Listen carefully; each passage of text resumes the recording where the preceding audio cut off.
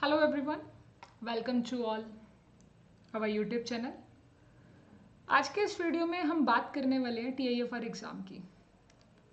हम इसमें बात करेंगे टीआईएफआर एग्ज़ाम के लिए क्या एलिजिबिलिटी क्राइटेरिया है, क्या सिलेबस होगा, क्या सबसे पहला जो पॉइंट होता है आप सबका ये होगा कि what is a TIFR exam.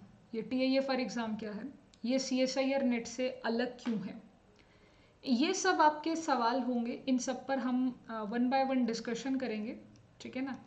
तो टीआईएफआर के लिए हम यहाँ बात करेंगे और एक सेपरेट वीडियो मिलेगा जिसमें हम टीआईएफआर के सिलेबस पर चर्चा करेंगे कि सीएसआईआर नेट के साथ आप टीआईएफआर का प्रिपरेशन को कैसे कवर अप करेंगे। सो स्टार्ट करते हैं बच्चों आज के इस वीडियो को। Let's start the video. First of all I introduce my self.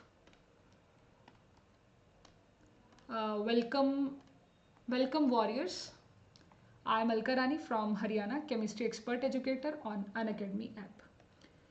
ये हमारा फर्स्ट वीक प्लान है अक्टूबर के लिए और हमने पूरा अक्टूबर का प्लान शेड्यूल कर रखा होता है कि किस डे को हम 6 PM पर कौन सी क्लास लेंगे और 7 PM कौन सी क्लास लेंगे। और ये 6 PM और 7 PM जो क्लासेस होती हैं हमारी, ये टोटली फ्री क्लासेस होती हैं। 6 and 7 PM and 10:30 some days, तो वो हमारी फ्री क्लासेस होती हैं। ये पूरा प्लान है हमारा अक्टूबर मंथ का। तो आइए बात करते हैं सबसे पहले टीआईएफआर एग्ज़ाम के बारे में कि क्या है टीआईएफआर एग्ज़ाम। मैं आपको क्लियर कट बताती हूँ। Tata institute of fundamental research. मैं पिछले आई थिंक सो 3 साल से टीआईएफआर एग्ज़ाम की प्रिपरेशन करा रही हूँ। पिछले 3 साल से, और मेरे स्टूडेंट हैं उनका सिलेक्शन हुआ है टीआईएफआर एग्ज़ाम में for the integrated program and as well as PhD program. तो टीफर एग्ज़ाम की अगर मैं बात करूं, पूरे इंडिया में 2 इंस्टीट्यूट हैं, ठीक है। पूरे इंडिया में सिर्फ 2 इंस्टीट्यूट हैं, एक मुंबई और एक हैदराबाद में, TIFR Mumbai and TIFR Hyderabad. तो आप समझ सकते हो कि मतलब कितनी वैल्यू होगी इनकी। आईआईटीज़ आपको 10+ मिल जाती हैं, एनआईटीज़ आपको 20+ मिल जाएंगी, पर टीफर सिर्फ 2 इंस्टीट्यूट हैं। सो ये एक अपने आप में बड़ी बात है कि टीफर जैसे इंस्टीट्यूट से अपना पीएचडी प्रोग्राम करना।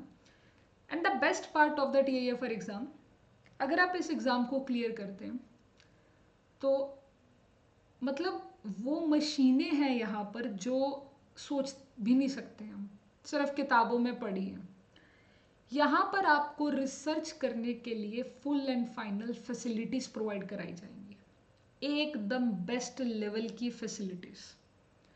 अगर आप एक रिसर्च ओरिएंटेड हैं, आप चाहते हो कि हम एक बेहतर जगह से रिसर्च करें, तो इंडिया में टीआईएफआर इंस्टीट्यूट वो इंस्टीट्यूट है जहाँ पर बेस्ट है। अब इसमें एक पॉइंट आएगा आप सबका कि मैम टीआईएफआर में ठीक है हम रिसर्च करने के लिए जाते हैं, यहाँ का उसके बाद जो जॉब वगैरह है, प्लेसमेंट टाइप क्या होगा। तो मैं आपको ये बात बताना चाहूँगी, टीआईएफआर एग्ज़ाम में बच्चों का सिलेक्शन कितना होता है उसके बेस्ड आप सोच सकते हो कि यहाँ पर प्लेसमेंट का पैकेज क्या रहेगा। टीआईएफआर मुंबई में इस बार 2 बच्चों का सिलेक्शन हुआ है, उनमें से एक स्टूडेंट मेरी है जिसका मैं इंटरव्यू भी लूँगी और आपको बताऊँगी। उस इंटरव्यू में उस लड़की से हम बात करेंगे। दूसरे स्टूडेंट का मुझे नहीं पता, बट 2 लड़कियों का सिलेक्शन हुआ था, उनमें से एक मेरी स्टूडेंट है जिसने टोटली मेरे कोर्सेज देखे हैं, ठीक है। जब आप टीआईएफआर इंस्टीट्यूट में पढ़ते हैं, रिसर्च करते हैं, तो पहला ऑप्शन आपके लिए ऑप्शन ओपन होता है कि आप यहाँ से बाहर भी रिसर्च कर सकते हैं। इट्स लाइक भी फॉरेन में आप फॉरेन इंस्टीट्यूट में जाके रिसर्च कर सकते हैं, ठीक है। टीआईएफआर आपको कुछ टाइम के लिए मतलब होता है ना कि वो कोलैबोरेशन होता है कि बाहर जाकर भी आप रिसर्च कर सकते हैं किसी पर्टिकुलर टॉपिक पर, अगर आपको जाना है तो वो सब टीआईएफआर है। दूसरी जो बात आती है, अगर आप टीआईएफआर इंस्टीट्यूट से जा रहे हो पढ़ के, जो पैकेज होता है, क्योंकि देखो 2 बच्चों का सिलेक्शन है, मतलब 2 ही स्टूडेंट का। लास्ट ईयर तो सिर्फ एक लड़की का, एक लड़की आई थिंक सो, एक पता नहीं, मुझे ध्यान नहीं है, एक ही बंदे का सिलेक्शन हुआ था। तो भाई उस बंदे का जो सिलेक्शन हुआ था, या जो भी टीफर से अभी तक हमने जितने सुने हैं, सीआर में पैकेज मिलता है इनको। अगर ये कहीं बाहर कहीं और जगह पर जाकर अपना रिसर्च वर्क कंटिन्यू करते हैं, करोड़ों में पैकेज होता है। प्लेसमेंट होगी क्योंकि दो ही तो बच्चे मिल रहे हैं यहाँ से, दो या तीन, दो या तीन, दो या तीन। And I am saying about the integrated PhD and some time there is also the MSc. अब मैं आपको टीआईएफआर एग्जाम के पॉइंट पर लेकर आती हूँ। तो टीआईएफआर एग्जाम का पूरा नाम होता है टीआईएफआर जीएस 2025। एग्जाम दिसंबर में होगा, रिजल्ट मार्च में आएगा, इंटरव्यू अप्रैल में चलेगा, अप्रैल मई में, और फिर जून जुलाई में जाके एडमिशन का सारा प्रोसेस होगा, अगस्त से आपकी क्लासेस चलेंगी। अगर आप पीएचडी करना चाहते हैं तो टीआईएफआर जीएस 2025 का एग्ज़ाम दीजिए। इंटीग्रेटेड पीएचडी करना चाहते हो तब भी आप ये एग्ज़ाम दे सकते हैं। एमएससी की डिग्री करना चाहते हैं बट एमएससी की डिग्री सब सब्जेक्ट्स में नहीं है। अब ये मेरे को लगता है आने वाले 2 या 3 साल के अंदर टीआईएफआर में पर्टिकुलर एमएससी भी करी जा सकती है, ठीक है। और मैं आपको बताती हूँ, चाहे आप पीएचडी का फॉर्म फिल करो, चाहे आप इंटीग्रेटेड पीएचडी का फॉर्म फिल करो, दोनों का पेपर एक ही होता है क्योंकि एक ही दिन पेपर होता है, ठीक है। तो ये तो मैंने आपको थोड़ा सा इसका जर्नल इन्फॉर्मेशन देने की कोशिश करी। अब इनकी जर्नल इन्फॉर्मेशन देख लेते हैं, इन्होंने क्या क्या बताया। तो बेसिकली टीआईएफआर में सबसे पहले कैंपस एंड सेंटर, तो यहाँ आप देख सकते हैं कि बेंगलुरु में मतलब मैथमेटिक्स, मैं तो केमिस्ट्री की बात कर रही थी कि 2 सेंटर हैं। बाकी बेंगलुरु में मैथमेटिक्स का है, बॉम्बे में बायोलॉजिकल साइंस, बॉम्बे में केमिकल साइंस, बॉम्बे में ही मैथमेटिक्स है, और science of technology and computer science मिलेगा आपको। TIFR Mumbai physics, and Mumbai में अगेन आपको science education, and Bangalore again, Bangalore and Pune and Hyderabad में, फिर टीफर हैदराबाद में तो सब मिल जाएंगे। और ये सारे कैंपसेस की आप फोटोज़ को देख सकते हो कैसा कैंपस है, ठीक है। उसके बाद एलिजिबिलिटी पर बात कर लेते हैं। तो ये इनका एलिजिबिलिटी है, मैं इसको थोड़ा सा डाउनलोड कर लेते हैं ना इसको, और उसके बाद आपको बताते हैं।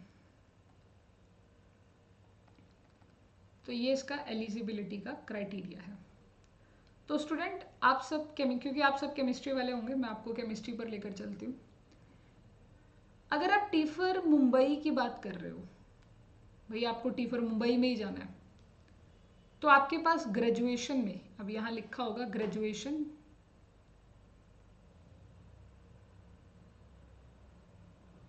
आइदर ए और बी है।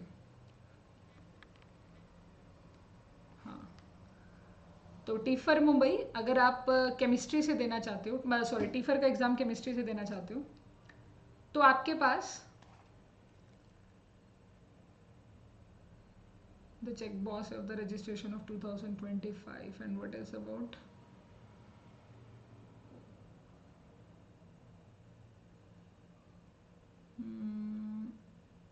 डिग्री तो इधर दे रखी है। अच्छा, ये एक और ऑप्शन है, मतलब क्या है मैं आपको बताती हूँ बायोलॉजी एंड फिजिक्स का क्या सीन है। जैसे आपने ना टीफर आप केमिस्ट्री के लिए भर रहे हो, तो वहाँ पे ना एक ऑप्शन आता है, जब आप ये टीफर का फॉर्म फिल करोगे ना, वहाँ ऑप्शन आएगा, वो कहेगा कि भाई अगर आपका टीफर केमिस्ट्री में नहीं हुआ और हम आपको अपॉर्चुनिटी देंगे बायोलॉजी या फिजिक्स में से, तो आप किसे चूज करेंगे। लाइक भी अगर आप बॉम्बे के लिए बात करोगे तो बायोलॉजी मिलेगा, और अगर आप फिजिक्स में जाना चाहते हो तो हैदराबाद। तो ये वहाँ पे ऑप्शन सेलेक्ट करना होता है। अब यहाँ पर इन्होंने क्या कहा है, some admission based on the GATE, NET, JEST and JAM score in the relevant subject are also possible at the TIFR Hyderabad only।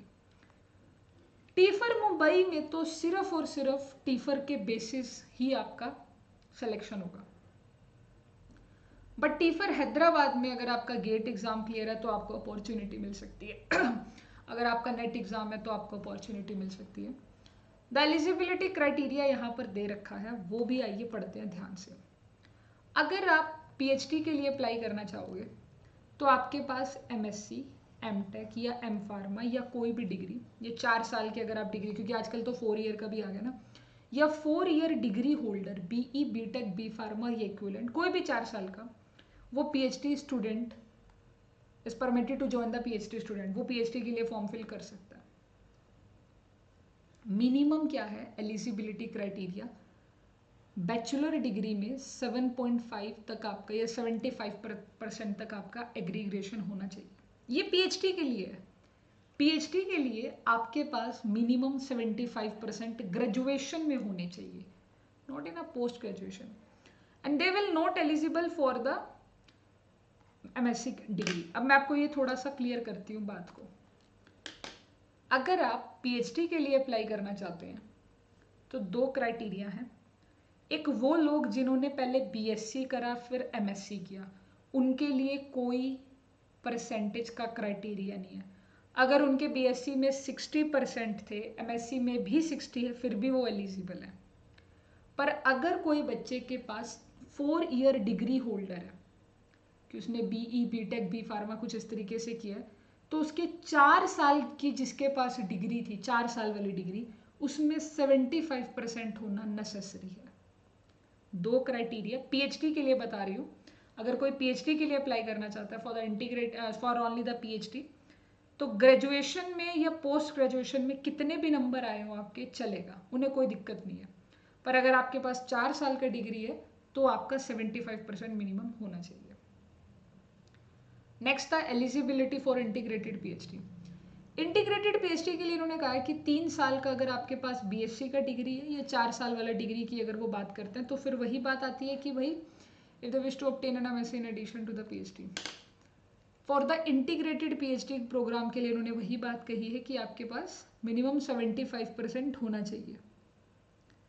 हाँ, BSc वालों के पास 75% होना चाहिए if they wish to obtain the MSc in addition to the PhD। तो उनके पास लिखा हुआ है 75%, क्योंकि डिग्री होल्डर लिखा हुआ है ना। Aggregate less than the 75% in their may join, अरे मे ज्वाइन लिखा हुआ है, सॉरी मैंने तो पढ़ा ही नहीं। एग्रीग्रेट score less than the 75% in there bachelor may be join, यहाँ पे मे फिर 75 क्राइटेरिया लिखा ही नहीं था। तो वही जिनका एग्रीग्रेट 75% से कम भी बन रहा है ना, वो भी ज्वाइन कर सकते हैं। तो कुल मिलाकर है कि कोई ऐसी क्राइटेरिया है नहीं है इसके अंदर 75% वाला ना। बस वो है कि जिनके पास 4 साल की डिग्री है उनको थोड़ी सी दिक्कत है, जिनके पास 4 ईयर वाला डिग्री है। बाकी BSc वाले बच्चा आराम से अप्लाई कर सकते हैं। BSc में जितने भी नंबर है, चाहे BSc में 40% है, ठीक है, MSc में 40% है, वो भी अप्लाई कर सकते हैं। आई थिंक सो आपका एलिजिबिलिटी क्राइटेरिया तो क्लियर हो गया होगा।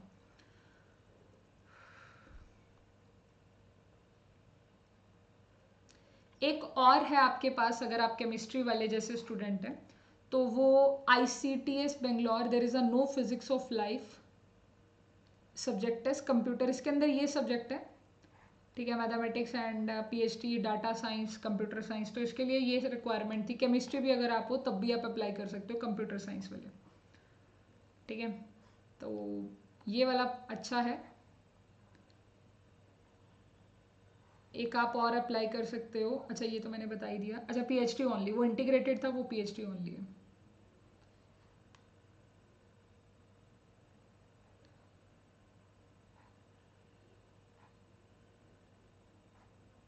बाकी केमिस्ट्री के लिए और तो कुछ नहीं है।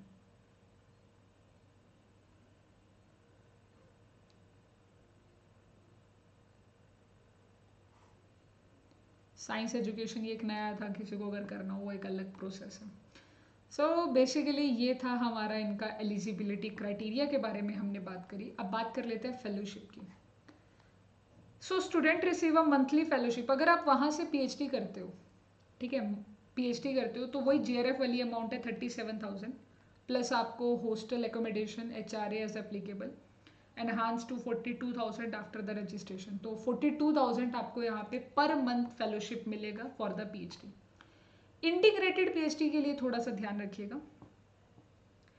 जो बच्चा इंटीग्रेटेड PhD करेगा उसको फर्स्ट ईयर मंथली फेलोशिप 25,000 मिलेगा। At the end of the first year अगर उसका परफॉर्मेंस अच्छा होता है तो फिर वो यहाँ पर अगर वो PhD के लिए खुद को रजिस्ट्रेशन कराता है तो 37,000 per month. And if the student take the MSc exit, वो MSc को भी एग्जिट कर सकता है। मतलब जैसे उसको इंटीग्रेटेड PhD में एडमिशन ले लिया आपने MSc के अंदर, बट आप नहीं करना चाहते PhD, तो आप MSc करके वहाँ से निकल सकते हो, ठीक है। Then the fellowship for the third is reduce to the first year amount, तो उसे रिड्यूस कर दिया जाएगा।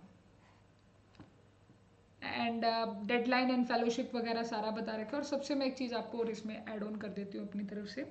यहाँ पर एक पॉइंट और है कि यहाँ खर्चा बहुत कम है। मतलब आपको तो मेरी बातों पे यकीन भी नहीं कर पाओगे कि कितना कम यहाँ का खर्चा है कंपैरेटिवली टू अगर मैं IITs की बात करूँ। मतलब हमें तो पता है क्योंकि IITs में कितना खर्चा रहता है, और अगर हम यहाँ की बात करें तो IITs और कि NITs का देखिए सबसे ज़्यादा खर्चा अगर आप PhD करने जाते हो IIT या NIT में तो खर्चा बहुत है PhD का भी और MSc प्रोग्राम का भी। पर टीफर जैसे इंस्टीट्यूट में सबसे कम खर्चा आता है। यहाँ पर मेरे हिसाब से, मैं वो खुद लड़की आपको बताएगी जो इसका मैं इंटरव्यू लूँगी ना, उसका इंटरव्यू सुनना आप सब, कि वहाँ पर एक्चुअल में हॉस्टल का फीस कितना है। मतलब उनसे मतलब यहाँ बहुत ही फंडिंग है, बहुत फंडिंग है। हमने ना आइडिया लगाया था काफ़ी अप्रॉक्सीमेटली हमने, क्योंकि इसमें क्या होता है कि किताबों के लिए भी वो पैसे देते हैं।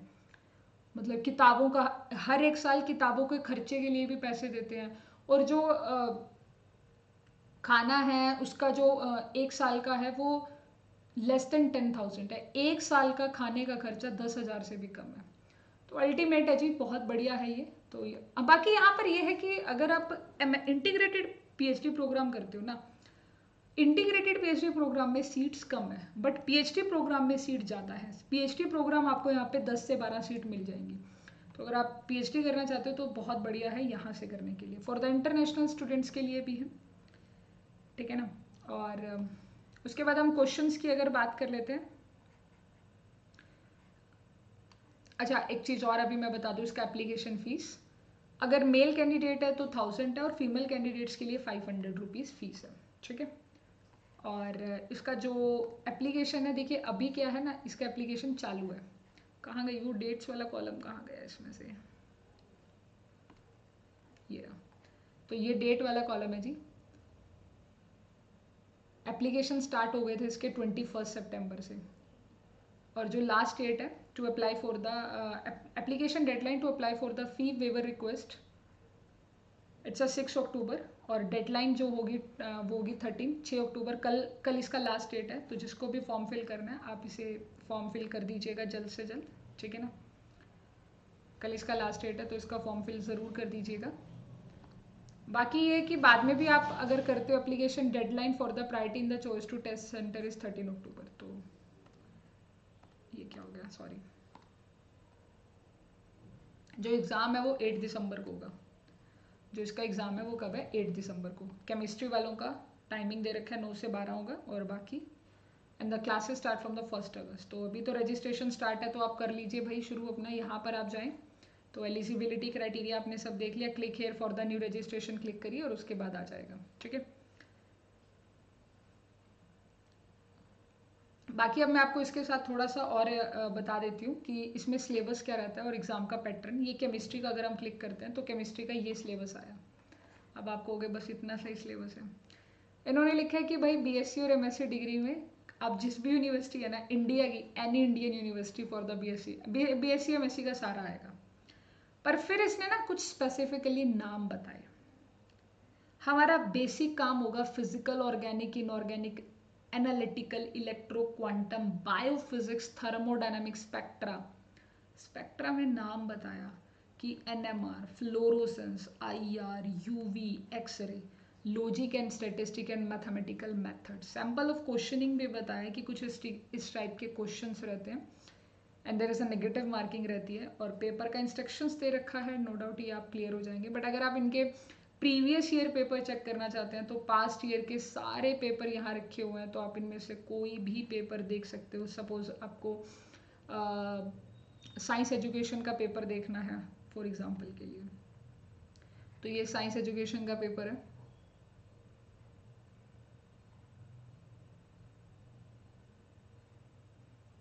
ये साइंस एजुकेशन का पेपर है कितने, और हाँ पेपर में 40 क्वेश्चन रहते हैं। मैं आपको थोड़ा सा पेपर का पैटर्न बता दूं।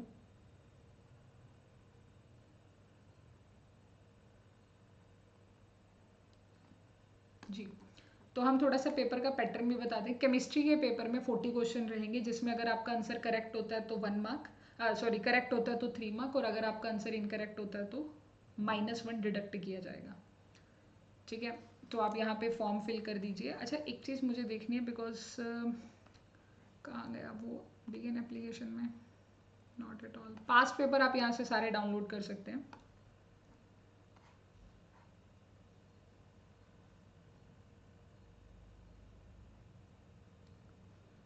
अच्छा, क्योंकि जो साइंस एजुकेशन है ये नया आया है, तो 2 से 5 आप ये वाला पेपर भी दे सकते हैं, क्योंकि मुझे तो इजी सा लग रहा था। अगर कोई देना चाहता है ठीक है, PhD in the science education, बिल्कुल ही न्यू कॉन्सेप्ट है। और PhD इन केमिस्ट्री तो मैं ट्राई करूँगी इस बार दोनों एग्जाम देने का, केमिस्ट्री का भी और साइंस एजुकेशन का भी। वो पेपर थोड़ा सही सा लगा था, पहली बार वैसे हुआ था इनका।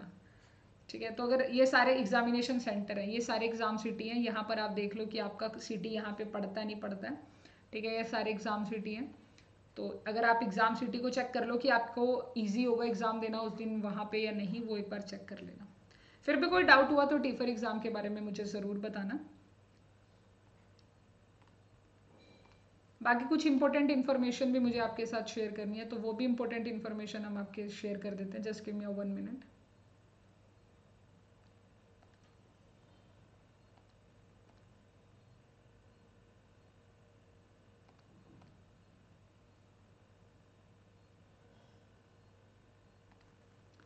ये स्टूडेंट्स, तो कुछ इन्फॉर्मेशन आपके साथ हम शेयर कर देते हैं।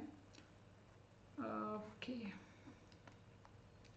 सो अगर आप CSIR नेट जुलाई 2024 एस्पेरेंट, ये पहले आपके लिए इन्फॉर्मेशन है, आप वीडियो के डिस्क्रिप्शन में से लिंक उठाकर अपना फॉर्म फिल कर दीजिए अगर आप चाहते हैं कि आपको रिवार्ड मिले अनअकैडमी की तरफ से एक बेस्ट अमाउंट।